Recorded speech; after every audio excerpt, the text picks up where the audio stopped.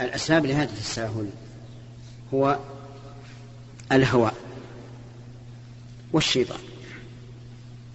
قال الله عز وجل: إنما يريد الشيطان أن يوقع بينكم العداوة والبغضاء في الخمر والميسر ويصدكم عن ذكر الله وعن الصلاة.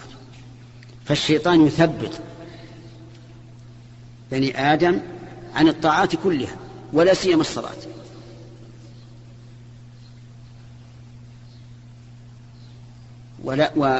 ويقاوم هذا قوة الإيمان بالله عز وجل والرغبة فيما عنده، لأن الإنسان إذا علم أن الحسنة بعشر أمثالها مدخرة له في يوم هو أحوج ما يكون إليها، لا مال ولا بنون ولا شفاعة إلا بإذن الله عز وجل، فإنه يحرص.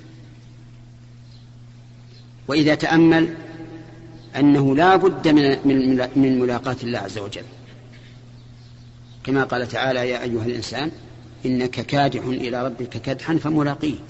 كلنا سنلاقي الله عز وجل ويكلمنا،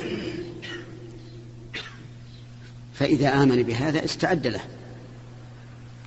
ثم هناك أيضا أسباب لهذا التهاون، وهو كثرة المغريات في وسائل الإعلام وغير وسائل الإعلام التي أوجبت للقلوب أن تكون قاسية والعياذ بالله. فعلى الإنسان أن يحرص على ما ينفعه ويستعين بالله عز وجل ولا يكسل، وأن يسأل الله الثبات.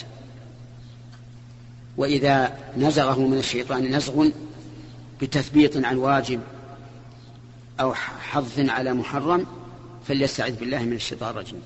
قال الله تعالى: وإما ينزغنك من الشيطان نزغ فاستعذ بالله.